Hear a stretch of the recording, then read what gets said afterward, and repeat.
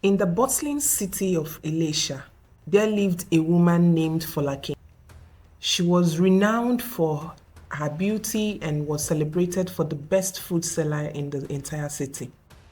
Everyone affectionately called her Folake the chef because her dishes were so delicious that people traveled from far and wide just to taste her cooking. Each day, Folake would set up her vibrant store, filling the air with mouth-watering aroma of her meals. People adored her, not just for her food, but also for her warm heart. She was truly loved in the community. Folake had a precious little girl named Tayo, whom she cherished deeply. Folake dedicated herself to making Tayo happy and ensuring her daughter had everything she needed.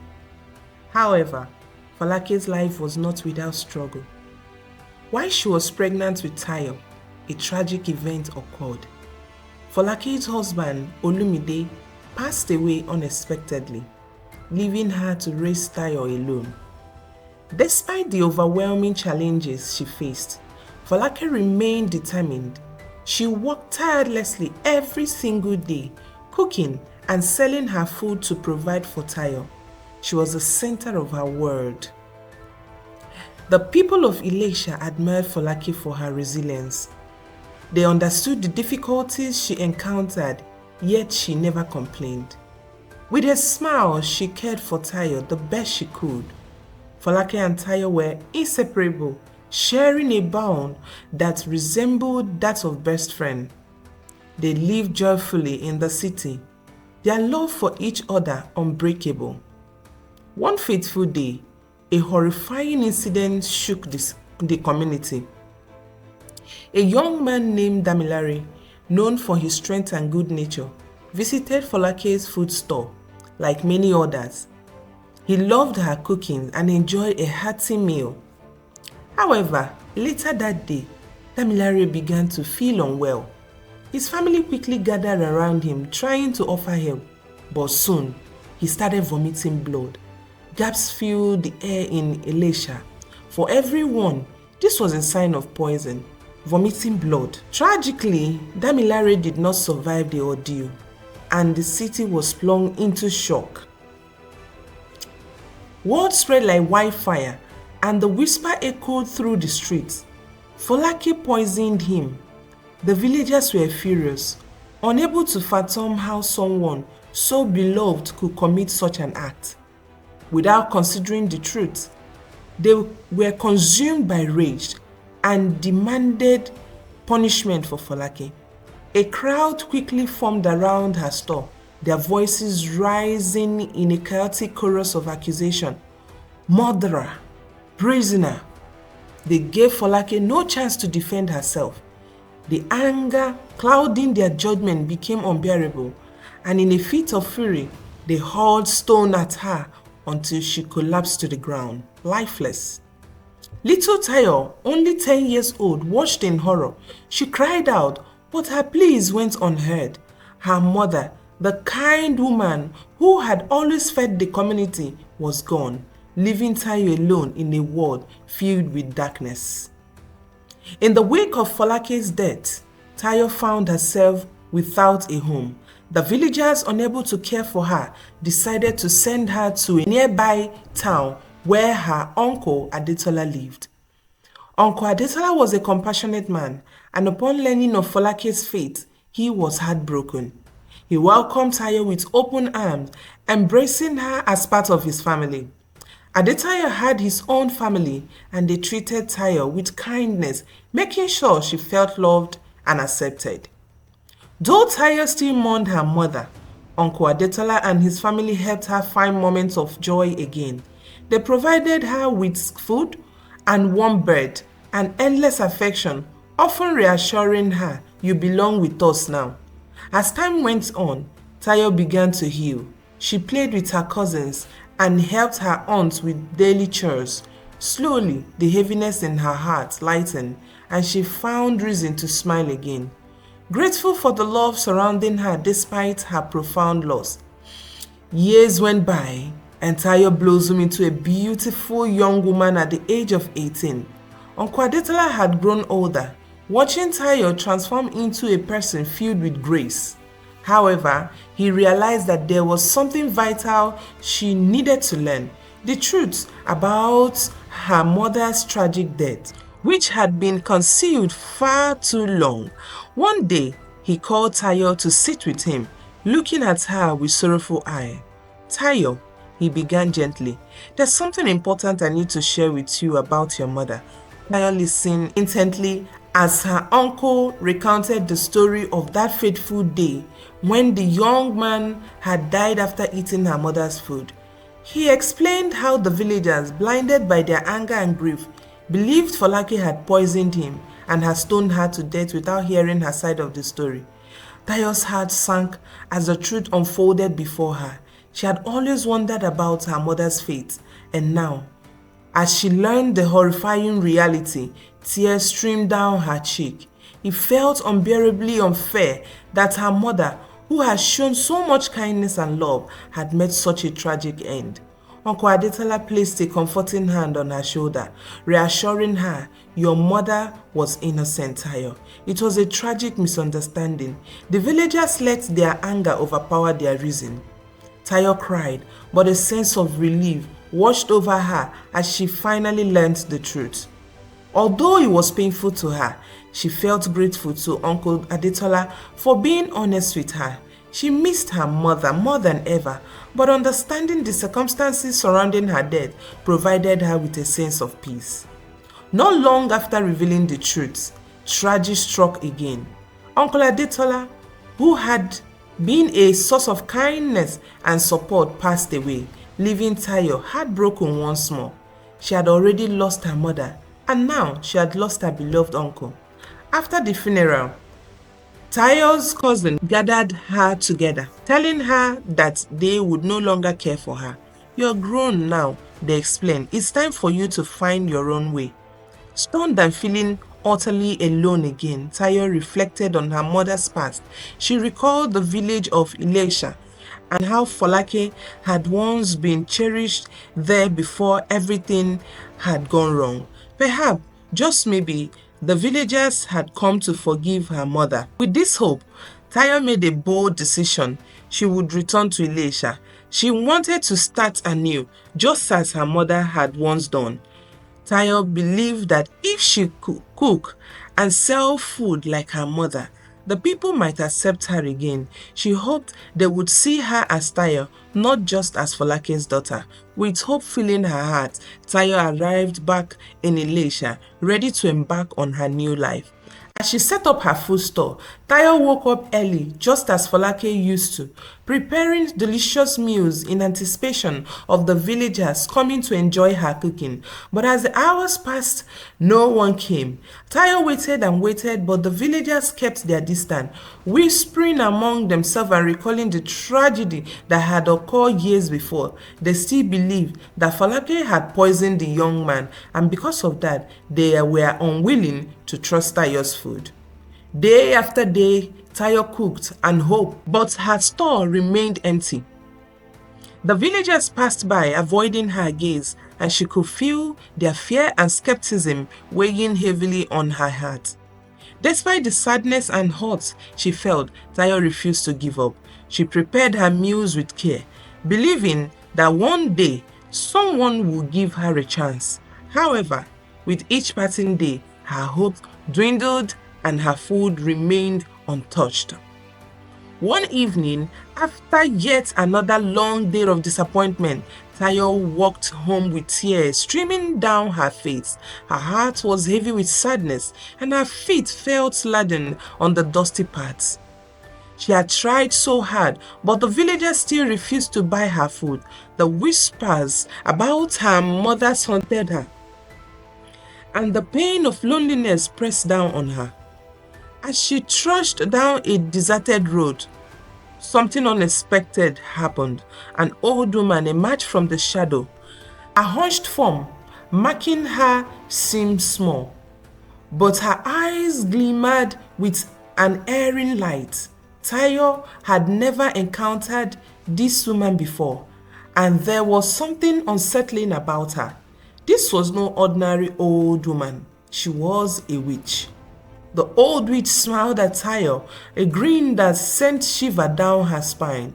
"Why are you crying, child?" she asked, her voice soft yet laced with something ominous.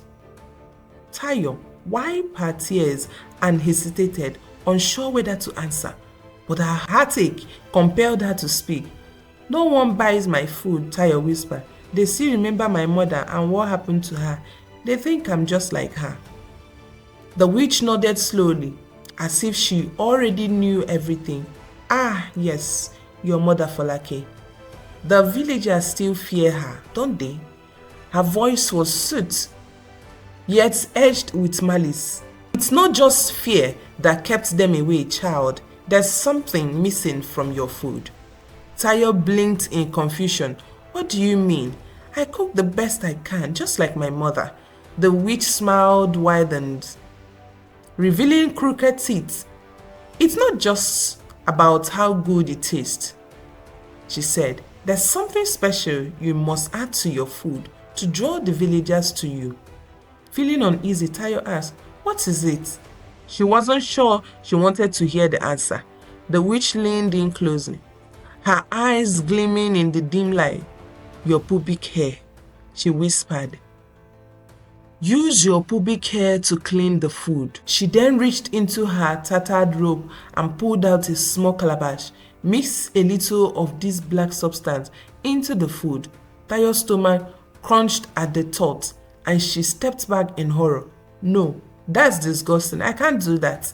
The witch chuckled, a dry and cold sound. "Your mother thought the same thing, child. Look what happened to her." Tayo felt a wave of nausea. "What do you mean? My mother would never hurt anyone." The witch stepped closer, her voice sharp. "Your mother refused to join us.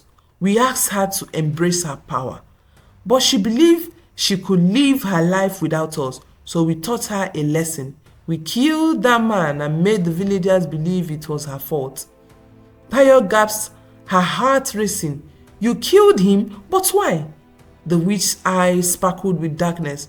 "We needed her to understand. She thought she could cook and live peacefully without our influence. When she defied us, we had to show her the price of disobedience.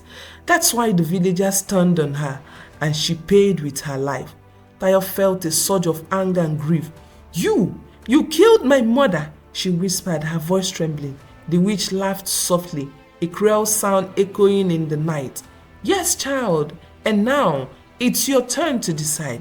Will you follow in your mother's footsteps and refuse us, or will you do what is necessary to survive?" Tayo's heart raced. She didn't want to believe the witch, but her words instilled a deep fear within her. Was this why no one bought her food? Was this the key to breaking the curse of her mother's past? The witch reached into her robe again, pulling out the small calabash. "As I mentioned, there's something missing from your food, Tayo," she said, holding it out. "If you want to sell your food, if you want the villagers to come to you, you must use your pubic hair to clean it and mix a little of this black substance in it." Tayo's stomach twisted in disgust. "No, I can't do that. It's horrible," she cried. The witch's smile returned, this time more menacing than before. "Your mother thought the same thing, and look where that led her. Dead at the hands of angry villagers. Take this." She placed the calabash in Tayo's hand. "If you refuse, child, you will face the same fate. Don't be a fool like your mother." Tayo stared at the small calabash, her hand trembling. The witch word echoed in her mind. Was this her only chance to survive, to break free from the curse that had claimed the life of her mother? The witch turned and began to vanish into the shadow. "Think carefully, Tayo," she called over her shoulder. "Your life depends on it."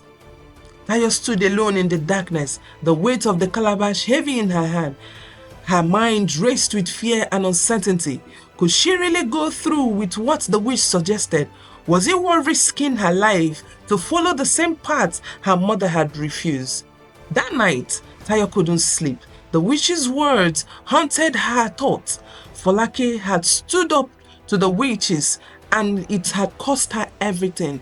Tayo didn't want to make the same mistake, but the idea of doing something so terrible made her feel sick. She paced around her small room, glancing at the calabash the witch had given her. Tayo thought about her mother. Folake had been brave, standing up against the witches, but what had it brought her? A tragic death, accused of a crime she didn't commit. Now, Tayo stood at the same crossroad, feeling trapped with no good option. As the first light of dawn began to creep through her window, Tayo made her decision. She couldn't live like this anymore. Having no one to buy her food and being haunted by villagers' whispers, if following the witch's advice was the only way to survive, then she would do it. The next morning, Tayo went to her store as usual. She prepared the food, but this time, she did something she had never imagined she would do. She took her pubic hair, just as the witch had instructed, and used it to clean the food. Her hands shook, but she forced herself to continue.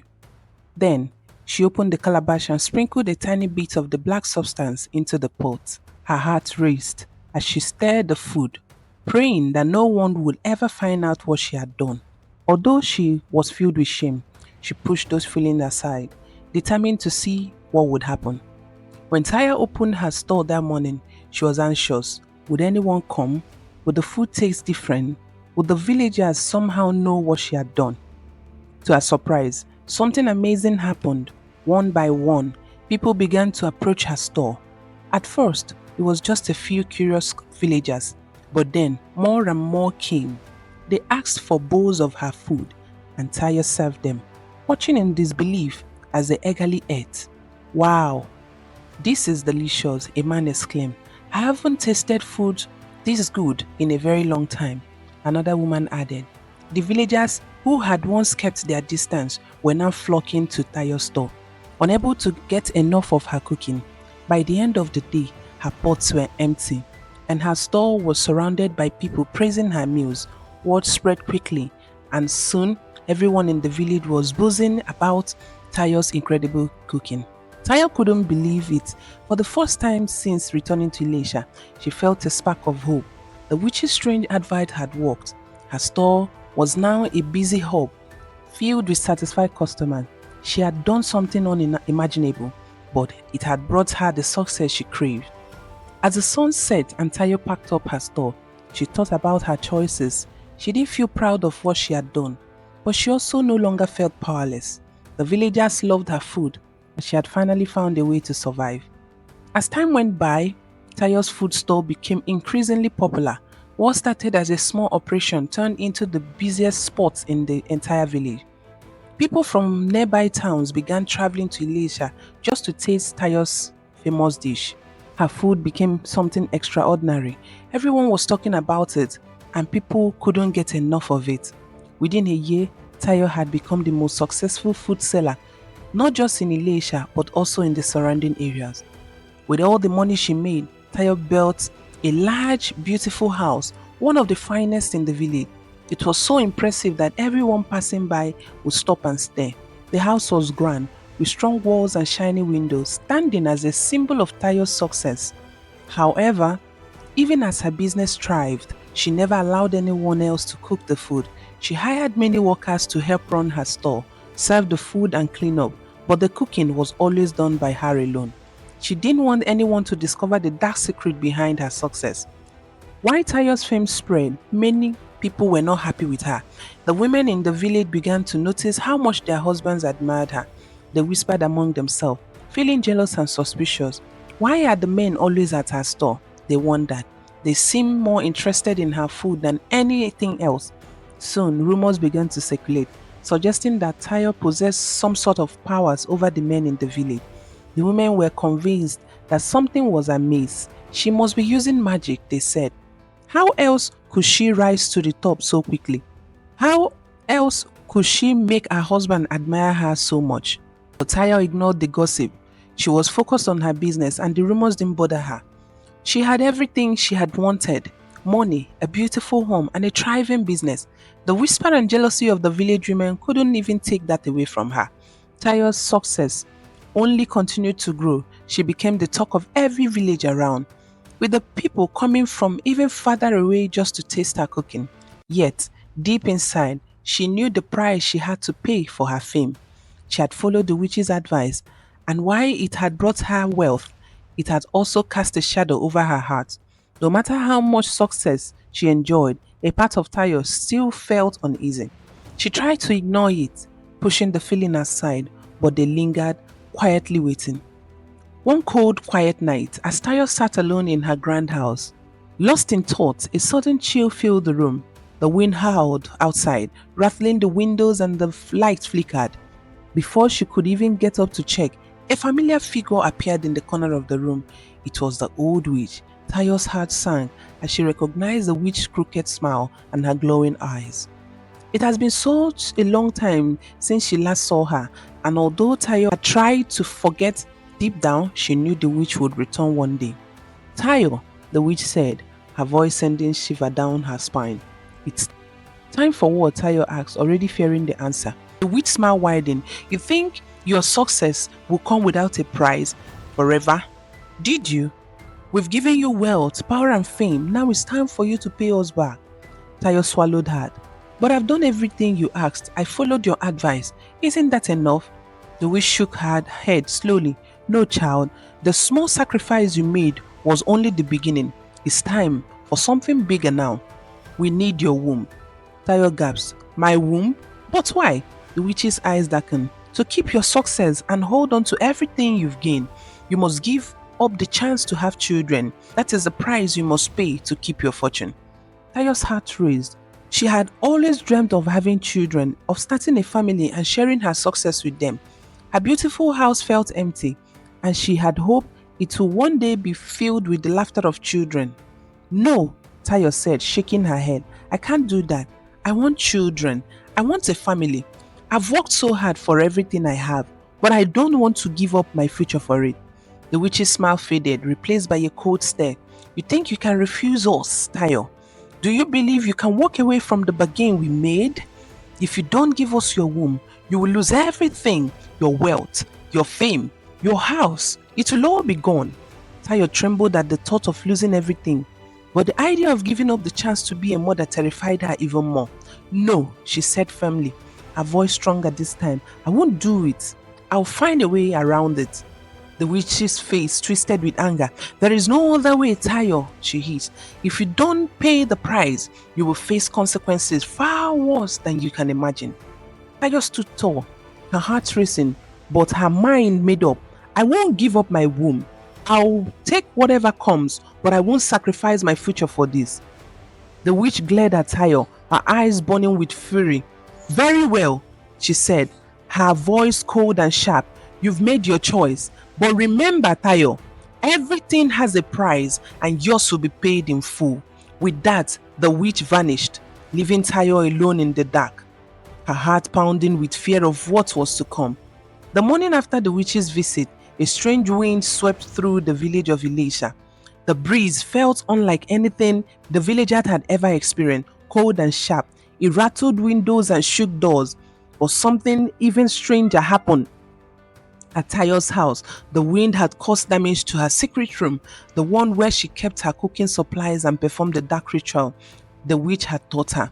A small hole appeared in the wall, just big enough for someone to peek through. It was there that one of the village women, always suspicious of Tayo, noticed the gap. Unable to resist her curiosity, she crouched down and looked through the hole. What she saw shook her to the core. Inside, Tayo was preparing her food as she always did every day. But the woman watched in horror as Tayo took her pubic hair and mixed it into the food. She also saw Tayo sprinkle the mysterious black substance from the small calabash the witch had given her. The woman gasped and stumbled back from the hole, her heart racing. This is witchcraft, she whispered to herself, horrified by what she has witnessed. Without wasting another moment, she ran to tell the other villagers. It didn't take long for the news to spread like wildfire. The villagers, filled with anger and fear, gathered at Tayo's house, dragging her out to the village square and demanding answers. The truth had finally come out, and Tayo's secret was exposed for all to see. The woman who who had once been admired for her cooking, was now a pariah. The villagers, enraged and horrified, wanted justice. The villagers dragged Tayo to the center of Ilesha, their voices rising in anger. Witchcraft, they cried. She used magic to deceive us all. Tayo, trembling, tried to explain herself, but her words were drowned out by the shouts and accusation of the furious crowd. The woman who had discovered her secret stepped forward and pointed at Tayo. I saw it with my own eye. She mixed her pubic hair into the food and used a strange powder. She's been tricking us this whole time. The village elders, respected and feared, approached the crowd. They raised they raised their hands, and slowly the villagers quieted. The head elder, a tall man with a stern expression, stepped forward. Is this true, Tayo? He asked. His voice grieved. Have you been using dark magic to fool the people of Ilesha? Tayo's heart pounded in her chest as she faced the elders. She knew there was no way out. Her secret was exposed, and there was no point in lying. With her head hung low, she nodded. Yes, she whispered. I did what the witch told me to do. I used dark magic to make my food irresistible. But I was desperate. I didn't want to lose everything. I just wanted to survive. The crowd gasped and the murmurs grew louder again. The elders exchanged glances before the head elder spoke once more. You have broken the sacred trust of this village, Tayo. You have used foul means to gain success, and now you must face the consequences. Tayo's leg trembling beneath her as the head elder raises his voice. For your deceit, you are banished from Ilesha. You will leave this village at once and never return. If you do, you will be punished far worse than banishment. Tears welled in Tayo's eyes as the reality of her fate set in. She has lost everything: her home, her wealth, her business. The villagers who had once praised her now looked at her with disgust and fear. Without another word, Tayo turned and walked away from the village, her heart with heavy regret. She didn't know where she would go or what she would do. But one thing was certain: she would never return to Ilesha. As she walked down the dusty road, leaving the village behind, Tayo thought about the choices she had made. The dark magic had brought her success, but it has also cost her everything she held there. She had wanted to rise above her circumstances, but in the end, she had fallen even lower than she had started. The house she had built, the fame she had gained, all of it had turned to ashes in the face of her betrayer. The wind howled around her as she walked, carrying with her the whisper of the past. Tayo knew that she could never undo what she had done, but perhaps somewhere far away from Ilesha, she would start anew. Perhaps one day she would find peace. But for now, Tayo was alone, a wanderer on a long road haunted by the memory of her choices and the heavy price they had exerted. Thank you so much for listening to me to the end of this story. And if you learned anything from this story, I will appreciate if you leave it in the comment section. Thank you so much. And until next time when I come your way again, please stay safe and be blessed. Love you. Bye bye.